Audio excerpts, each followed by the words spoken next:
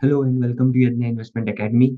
I hope you all are doing good. My name is Anush Mukashi and आज हम discuss करेंगे tasty Bite eatables limited के बारे में। तो बेसिकली इस कंपनी को अगर आपको सिंपली अंडरस्टैंड करना है तो just divide this business into two different segments. तो इनके दो बिजनेसेस है बेसिकली, कंज्यूमर बिजनेस है एक and Tasty Bite food service business है। तो कंज्यूमर बिजनेस में आप देख पा रहे होंगे कि ये यहाँ पे इनके ऐसे पैकेट्स आते हैं, राइट? सो ये येलो पैकेट, सो ये इनके कंज्यूमर बिजनेस का पार्ट है। तो कंज्यूमर बिजनेस में ये क्या करते हैं बेसिकली कि बल्क में जो फूड प्रोडक्ट्स होते हैं तो उसे बनाते हैं, ये पैकेज करते हैं and they export it entirely. So इनके प्रोडक्ट्स आपको इंडिया में नहीं दिखेंगे। So these are entirely export segment है कंज्यूमर बिजनेस का। तो कंज्यूमर बिजनेस इनका सिंस इंसेप्शन से ये कर रहे हैं। आगे हम इनकी हिस्ट्री भी जानेंगे कि ये कैसे इवॉल्व हुए and the turnaround story behind this company. And इनका so basically consumer business is mostly retail. Retail का मतलब है कि जो इंडिविजुअल्स है तो वो जाके ये कंज्यूमर बिजनेस के जो प्रोडक्ट्स है वो डायरेक्टली कंज्यूम होते हैं। वेरएज़ इनका अदर सेगमेंट जो है, अनदर सेगमेंट वो है Tasty Bite food service business. अभी फूड सर्विस में क्या है कि ये बल्क में फूड बनाते हैं and they directly supply to institutional companies. So QSR companies हो गए, देन आपके कुछ केटरर्स एटसेट्रा एटसेट्रा। तो बेसिकली कॉर्पोरेट को ये डायरेक्टली सप्लाई करते हैं। देन ये फूड सर्विस बिजनेस जो है ये स्टार्ट हुआ तो 2006 में। अभी जैसे कि हमने बात की टेस्टी बाइट ईटेबल्स लिमिटेड, ये मैन्युफैक्चर करता है, मार्केट करता है इनके कंज्यूमर पैकेज्ड फूड को and is a preferred partner of choice for food service industry. Then ये कहते हैं कि इनके जो प्रोडक्ट्स है ये शेल्फ स्टेबल है। Now what do you mean by shelf stable? तो शेल्फ स्टेबल का मतलब है कि ये लॉन्जेविटी है इनके जो कंज्यूमर बिजनेस के जो प्रोडक्ट्स है ये वाले। तो इनके इसमें लॉन्जेविटी है इनके प्रोडक्ट्स को। देन इनके ऑल नेचुरल प्रोडक्ट्स है तो इसमें कोई इंग्रेडिएंट्स वगैरह एडेड नहीं है। इनके रेडी टू सर्व प्रोडक्ट्स है। So basically, you just have to tear the packet, then heat it if you want, and it is directly ready to eat kind of a product. Then आगे हम बात करें तो as a brand Tasty Bite involves in ethnic dishes. So ethnic dishes like multiple ethnicity की dishes होती है। Like in India itself we have multiple ethnicity dishes, right? So Maharashtrian अलग है, साउथ इंडियन अलग है। सो मल्टीपल एथनिसिटी की dishes है। ऑन्ड्रेज है। So entrees is basically the main dish which they like manufacture and sell, main dish के जो प्रोडक्ट्स होते हैं। देन मिक्सेस कैटेगरी में एंड मोस्टली इन्होंने स्टार्ट किया था यूनाइटेड स्टेट्स में and they have over the years diversified their geographical presence as well. And apart from US, basically हमने जो बात की अपार्ट फ्रॉम यूएस इन्होंने डाइवर्सिफाई किया है अदर कंट्रीज में। इंडिया में जो ये सेल करते हैं, इंडिया में जो मोस्टली इनका सेल्स होता है वो मोस्टली इनका जो टीएफएस बिजनेस है, Tasty Bite food service business, तो उसमें से होता है। तो Tasty Bite food service business में जो वो सॉसेस वगैरह सेल करते हैं तो वो बेसिकली इंडिया में लार्ज प्रोपोर्शन में हो होता है एंड स्मॉलर प्रोपोर्शन में एक्सपोर्ट्स होता है। आगे हम बात करें तो इनके जो प्रोडक्ट्स हैं वो मतलब सेल होते हैं major geographies like these one. So यहाँ पे आप देख पा रहे होंगे कि कनाडा में सेल्स होता है, यूएसए में सेल्स होता है। Then some part of Europe, अभी वो एक्सपैंड कर रहे हैं यूरोप में। Then in South East Asia, right? So इन सब कंट्रीज में इनके सेल्स होते हैं। अब आगे हम इनकी अगर टर्न अराउंड स्टोरी का डिस्कशन करें तो बेसिकली टर्न अराउंड स्टोरी जो है इनकी वो ऐसी है कि ये कंपनी स्टार्ट हुई थी इन 1986 बाय मिस्टर रवि घाई एंड रवि किरण अग्रवाल। तो इन्होंने 1986 में ये कंपनी स्टार्ट की थी and these guys were the owner of quality brand, जो क्वालिटी ब्रांड था उस टाइम पे। एंड ये कंपनी का सेटअप किया था mainly to process tons of frozen vegetables, right? And manufacture ready to serve food and ready to heat kind of stuff. इसके बाद 1987 में टू एक्सपैंड इट, कंपनी ने प्रोडक्शन स्टार्ट करने के लिए कुछ फंड्स रेज़ किए and they set up their manufacturing unit and they commenced the production of ready to serve products. But इनको क्रिटिसिज्म फेस करना पड़ा, वन बिकॉज़ एक तो वो टाइम बहुत अर्ली था, जहाँ जिस टाइम पे उन्होंने जो प्रोडक्ट्स लॉन्च किए, we are talking about 1990s and 1980s time, right? तो उस टाइम पे तो इतना इनका जो मतलब डिमांड था इन प्रोडक्ट्स के लिए, वो that was basically very low. Plus so इसकी वजह से इनको क्रिटिसिज्म फेस करना पड़ा कि ये प्रोडक्ट्स बहुत जल्दी आपने लॉन्च किए हैं। देन जो प्राइसेस उस टाइम पे इन्होंने टारगेट किए थे, वो भी काफ़ी हाई थे, right? And so all of these reasons, उनका जो बिज़नेस था वो मोस्टली आगे ड्राइव नहीं हो पाया। But after that what happened 1991 में, जैसे लिबरलाइज़ेशन, प्राइवेटाइज़ेशन एंड वो एलपीजी के रिफॉर्म्स आए, तो उसके बाद इन 1992 पेप्सी एंटर्ड इंडिया। एंड जब पेप्सी ने इंडिया में एंट्री ली, तो उसके बाद कुछ पेप्सी को गवर्नमेंट नॉर्म जो रेगुलेशंस थे वो फुलफिल करने पड़े। तो वो फुलफिल क्या नॉर्म्स थे वो, कि बेसिकली अगर पेप्सी $1 ऑफ रेवेन्यू इंडिया में अर्न करता है, तो उसको तो उस मतलब पेप्सी को सिमिलर $1 ऑफ रेवेन्यू एक्सपोर्ट से भी लाना पड़ेगा इंडिया में। तो मतलब रेवेन्यू मिक्स जो है वो डोमेस्टिक एंड इसका पेप्सी का डोमेस्टिक एंड एक्सपोर्ट्स जो सेम होना चाहिए, राइट? तो इसकी वजह से पेप्सी ने टेस्टी बाइट ईटेबल्स के साथ टाई अप कर लिया and then Pepsi started exporting, promoting Tasty Bite के प्रोडक्ट्स इन यूएसए। तो इसकी वजह से उनको एक नेम मिला, like because Pepsi was promoting their products, Pepsi was pushing it, right? And तो इसकी वजह से उनको एक रीच मिला बाहर। देन मीनव्हाइल पेप्सी, लाइक हमने जो बात की, पेप्सी एंटर्ड इंडिया और उनको जो नॉर्म्स फुलफिल करने थे, अब उसी पेप्सी कंपनी के एक एक्सपोर्ट डिवीजन में मिस्टर अशोक वासुदेवन, जो कि करंट चेयरमैन है इस टेस्टी बाइट ईटेबल्स लिमिटेड के, तो वो काम करते थे। एंड उन्होंने इस पूरे जो एक्सपोर्ट ऑब्लिगेशंस थे, इस सबको सँभाला था। एंड 1994 में आते-आते गवर्नमेंट ने जो रेगुलेशंस थे, जो $1 revenue from domestic should be equal to $1 revenue from exports, ये रेगुलेशंस हटा दिए एंड इवेंचुअली पेप्सी ने भी टेस्टी बाइट के साथ जो कोलैबोरेशन था वो उससे बैक आउट कर लिया। Because they wanted to focus more on the soft drinks part of their business that way. Then Ashok Vasudevan and उनकी जो बाकी टीम थी, उन्होंने ये अपॉर्चुनिटी देखी उस टाइम पे एंड दे देन थॉट कि okay, we can scale up this business further. तो टेस्टी बाइट ईटेबल्स का बिजनेस था। तो they then formed a company known as Preferred Brands International in USA, जिसमें से इन टर्न उन्होंने जिसमें से उन्होंने ये जो यहाँ पे शेयर उनका परचेज़ कर लिए। एंड सो आगे क्या हुआ कि 1995 में टेस्टी बाइट ने 5 अपने प्रोडक्ट्स लॉन्च किए इन यूएसए। एंड बट फिर भी like till that time most of their balance sheet was dated and company went into, मतलब कंपनी को एक सिक यूनिट का टैग मिल गया था। They went into like near to bankruptcy kind of situation. Then in 1996 क्या हुआ कि एचयूएल, राइट, जो पहले एचएलएल था, जो आज एचयूएल है, हिंदुस्तान यूनिलीवर लिमिटेड, उन्होंने क्वालिटी ब्रांड को एक्वायर कर लिया। एंड क्वालिटी ब्रांड को एक्वायर करने के बाद अल्टीमेटली ये टेस्टी बाइट ईटेबल्स जो कंपनी है वो चली गई एचयूएल के पास।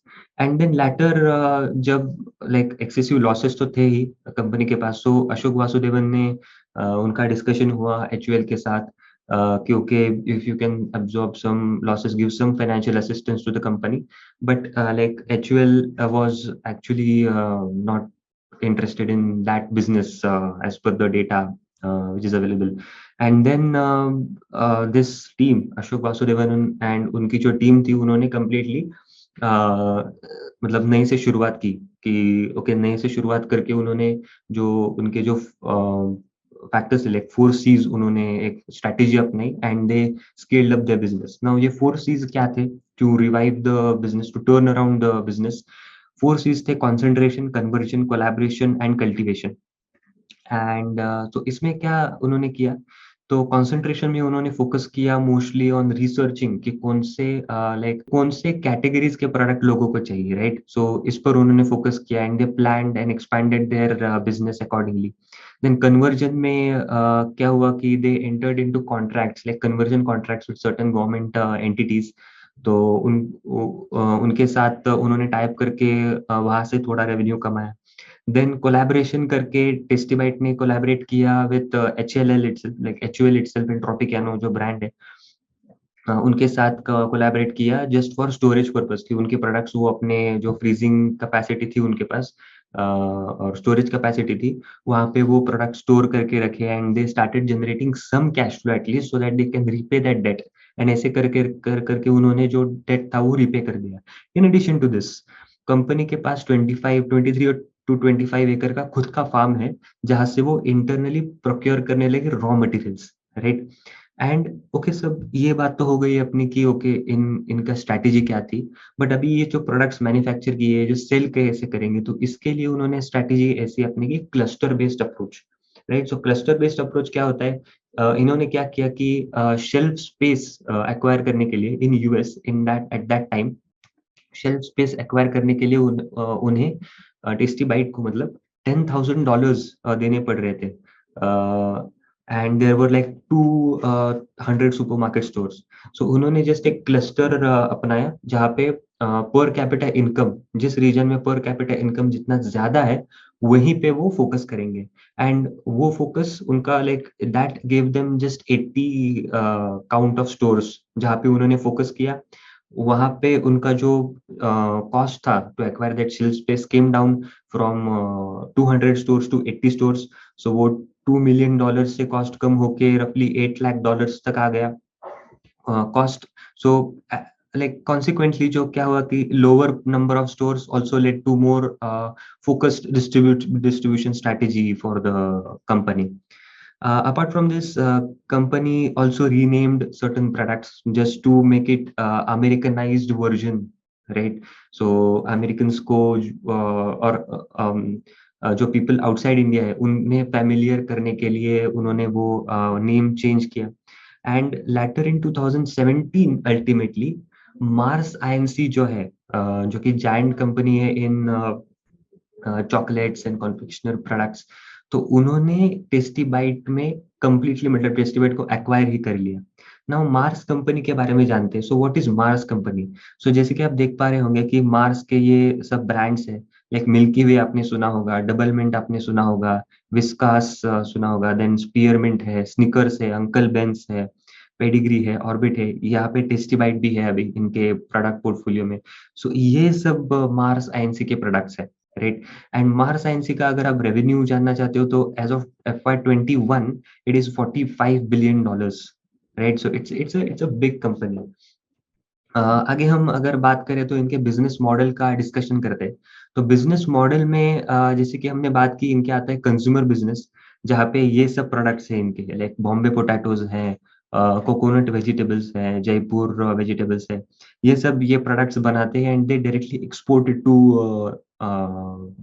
Mostly US, Canada, Europe, Australia, यहाँ पे ये एक्सपोर्ट करते हैं। देन they say that उनकी वेबसाइट के हिसाब से they say that they are the fastest growing Asian food brand in USA and their products are organic, right? So ready to cook है, so ready to serve है and organic products है इनके। Plus ये बोलते हैं कि इनके products all natural है, so there are no additives, no artificial color, then no preservatives. These products are completely organic, convenient है। now convenient कैसे है कि let's say I am a working person, if someone is working let's say 8 hours 9 hours in a job and उसको उनको अगर uh, एक readily available food चाहिए, तो he can use this product at his own convenience, he can heat it and directly he can have his meal, right? Then ethnic and specialty products हैं इनके, so Indian ethnicity के ज्यादा इनके products हैं। And एक ये line जो mister Ashok Vasudevan देवन ने खुद कही थी, that they never manufacture any product or use any ingredient which we would not want to put into our own mouth, right? So ये मोस्टली इनका लाइक ये शो करता है कि ये क्वालिटी फोकस भी ज़्यादा है इनका इस सेगमेंट में।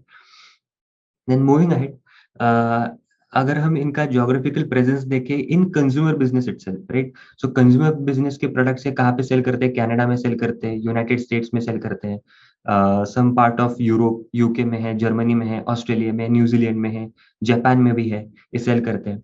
एंड ये प्रोडक्ट्स सेल करते हैं to modern trade stores, right? जो मॉडर्न ट्रेड जो होता है लाइक ऑर्गेनाइज्ड रिटेल, जो हमारे यहाँ डीमार्ट है, वैसे ही वहाँ पे कॉस्टको होलसेल है, देन वॉलमार्ट के जो स्टोर्स होते हैं बड़े-बड़े, तो वहाँ पे ये प्रोडक्ट्स सेल करते हैं। Then like you can see Amazon पे भी लिस्टेड है इनके प्रोडक्ट्स, ऑनलाइन चैनल्स पे भी ये प्रोडक्ट सेल करते हैं। देन इनका जो पैकेजिंग है, this is a point to note that this gives more longevity to their products. Like ये कहते हैं कि इनका जो पैकेजिंग है, इनका पैकेजिंग ही इस प्रोडक्ट को एक लॉन्ग लाइफ देता है ऑफ रफली 18 months. Right? So you can imagine कि इनका जो लाइफ स्पैन है प्रोडक्ट्स का वो ज़्यादा है। देन आगे हम बात करें तो इनके products as you can see कि अमेज़न पे भी लिस्टेड है। मोस्टली अबव $20 के आस-पास इनके प्रोडक्ट्स आते हैं। देन अगर यहाँ पे अगर आप देखें तो एक some sort of a scuttlebutt आपको देखने को मिलेगा, लाइक एज़ ऑफ मार्च 2021 इनके जो प्रोडक्ट्स के प्राइसेज़ थे, वो थे like this one is Madras lentils, this is their most sold products according to them, most loved product by consumers. तो इसका प्राइस लास्ट ईयर था रफली $25, जो कि अभी हो गया है रफली 27 to $28। So you can see कि इन्होंने प्राइस हाइक्स भी लिए हैं इनके कंज्यूमर बिजनेस में। ये this is evident from this data, रफली प्राइस हाइक्स है 9 टू 12% के। And these are price hikes in USD terms, and most importantly, they are being taking price hikes and not reducing the grammage. Like as we know, like most of the companies, like biscuit companies or even other companies, what they do is they just reduce the grammage and don't take a price hike. That helps them in more revenue indirectly. सो ये company का एक यहाँ पे price hikes का एक trend दिखाई दे रहा है कंपनी के रेवेन्यू में, जो कि आगे आके आगे भी दिखेगा क्वार्टर्स में, दिख सकता है। देन लाइक इनके जो बंडल पैक्स हैं, इसमें भी ट्रैक्शन दिख रहा है कि पहले इनके ज़्यादा बंडल पैक्स नहीं बिकते थे, बट अभी बहुत ही बंडल पैक्स बिक रहे हैं इनके। देन आगे हम बात करें तो business model discussion about Tasty Bite food service business. अब ये फूड सर्विस बिज़नेस क्या है कि ये जो प्रोडक्ट्स पूरे मैन्युफैक्चर करते हैं यहाँ पे इस सेगमेंट में, लाइक सॉसेस हो गया, like you can see here कि ये सॉसेस मैन्युफैक्चर करते हैं, ग्रेवी, करी पेस्ट है, ये है, फिलिंग्स है। सो ये सब ये मैन्युफैक्चर करते हैं बल्क में एंड कंपनीज को सप्लाई करते हैं ना। कौन सी companies? Mostly QSR companies, cloud kitchen companies, horecas. What are horecas? Horecas are hotels, restaurants and caterers जो सेगमेंट है। तो यू कैन सी कि डोमिनोज है, मैकडॉनल्ड्स है, सबवे है, KFC, these are known brands, right? These are known companies. So ये known इनको product supply करते हैं। इन एडिशन टू दिस आप ये भी देख पा रहे होंगे कि यहाँ पे एचयूएल को ये सप्लाई करते हैं nor tomato makhani base gravy, ये भी सप्लाई करते हैं। यहाँ पे आप देख पा रहे होंगे manufactured by Tasty Bite eatables limited. तो ये जो बिज़नेस है, ये पूरे ऐसे बल्क में बनाते हैं, they sell it directly to their these customers. Then company की वेबसाइट से टैको बेल जो है, कंपनी को टैको बेल ने एक रिकॉग्निशन दिया है about excellence award. Then Jubilant FoodWorks है जो डोमिनोज का चेन ऑपरेट करता है इंडिया में, तो उन्होंने टेस्टी बाइट को as a most dependable partner का रिकॉग्निशन दिया है। Again true partner award by Taco Bell in 2019। So you can see कि ये इससे पता चलता है क्योंकि they are serving their customers well maybe. And आगे हम बात करें तो इनका एक नया वेंचर उन्होंने स्टार्ट किया है, टेस्टी बाइट एक्सक्लूसिव, जो कि मोस्टली क्लाउड किचन में ये सर्व करेंगे। तो अब टेस्टी बाइट एक्सक्लूसिव क्या है? तो एक यहाँ पे ये क्या करेंगे कि एक बड़ा सा लाइक क्लाउड किचन होगा। Cloud kitchen like you can assume big size room, जहाँ पे they will prepare their dishes etcetera, right? So dishes वो प्रिपेयर करेंगे एंड वो डायरेक्टली सेल करेंगे। सो इसका इकोनॉमिक्स कैसे वर्क होगा कि the economics will be like the higher the number of dishes you sell, the more your revenue will increase and the more your profit will increase, because यहाँ पे जो rent का cost होगा इनका, जो किचन होगा, बड़ा सा रूम होगा, तो उसका कॉस्ट तो फिक्स रहेगा मोस्टली, एंड जितने ज़्यादा वो डिशेज़ सेल कर पाएँगे, तो मोस्टली एक ऑपरेटिंग लीवरेज का ये प्ले हो जाएगा कंपनी का। तो अभी इसमें इनके क्या प्रोडक्ट्स हैं? सो आप जैसे देख पा रहे होंगे कि पैटी है, स्टार्टर है। सो पैटी में ये स्टार्टर में इनके जो प्रोडक्ट्स हैं, अब ये सेल किसको करेंगे? तो सेल करेंगे केटरर को, क्लब्स को, रेस्टोरेंट्स को, then other the bars, hotels को सेल करेंगे। अभी ये मतलब बहुत ही एक क्या बोलते हैं, हम क्या बोल सकते हैं इसे कि ये स्टार्टिंग फेज़ में है, and they are trying to expand this thing further. Then आगे हम बात करें तो इन ये जो सोर्सिंग करते हैं, लाइक रॉ मटेरियल का जो सोर्सिंग करते हैं, ये इनका खुद का फार्म है, वहाँ से सोर्सिंग करते हैं। प्लस कुछ प्रोडक्ट्स जो है वो इंटरनेशनली भी इम्पोर्ट करते हैं। प्लस जो लोकल बॉडीज़ है, लाइक प्रोड्यूसर कंपनी, जो एग्रीकल्चर की प्रोड्यूसर कंपनीज़ होती है, वहाँ से भी सोर्स करते हैं। नाउ इनका जो फार्म है, that is also organic certified farm. Then they have started, they undertake strategic buying program. अब ये क्या है कि like suppose commodity prices are volatile, right? So if they believe that commodity prices have fallen, they can just procure in bulk, and then they can uh, play on that कि okay, हमने सस्ते में purchase कर लिया, and then we can use it for production.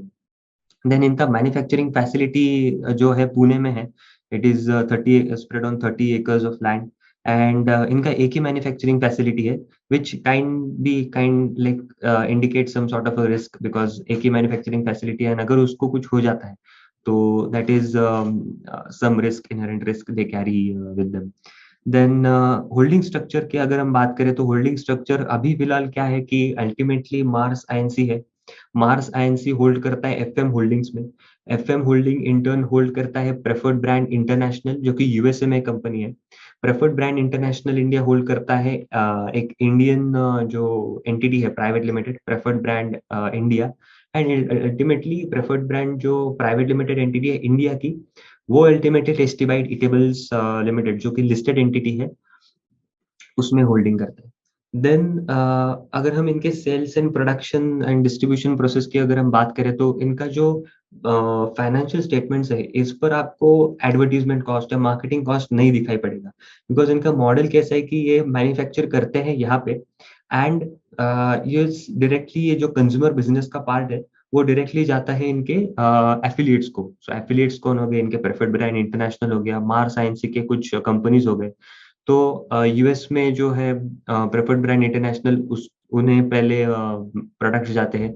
They eventually distribute their products in USA. तो अभी यहाँ पे अगर हम ऐसी बात करें कि लाइक जनरली एक कंपनी को उनके प्रोडक्ट्स एडवर्टाइज करने के लिए रफली 12 टू 15% का रेवेन्यू मतलब एडवर्टाइजमेंट में स्पेंड करना पड़ेगा, just to market their products, ताकि लोग जान सके कि ओके, ऐसे भी प्रोडक्ट्स है इनके, and they are selling it. So ये कॉस्ट वो बचा रहे हैं, बट यहाँ पे रिस्क क्या है कि अल्टीमेटली जो डिस्ट्रीब्यूटर मार्जिन है, उसका डेटा यहाँ पे कंपनी ने दिया नहीं है, and because being a small cap company, the data is very limited. तो वहाँ पे भी रिस्क हो सकता है, क्योंकि इनडायरेक्टली वो डिस्ट्रीब्यूटर मार्जिन में ही कुछ इंक्लूड होगा, जो अल्टीमेटली जो सेल करते हैं वहाँ पे। देन सो मोस्टली इनका जो कंज्यूमर बिज़नेस का जो पार्ट है, वो सेल्स होता है थ्रू रिलेटेड पार्टीज़, एंड इनका जो टेस्टी बाइट फूड सर्विस का जो पार्ट है, वो सेल्स होता है directly to companies operating in India in QSR space, horeca space. So ये था पार्ट 1। अगले पार्ट में हम जानेंगे इस कंपनी के इंडस्ट्रीज़ के बारे में, इनके कॉर्पोरेट गवर्नेंस के बारे में, वैल्यूएशंस के बारे में, एंड कुछ इनके मोड्स एंड रिस्क्स के बारे में। सो स्टे ट्यून्ड, अगले वीडियो में मिलते हैं। Thank you so much.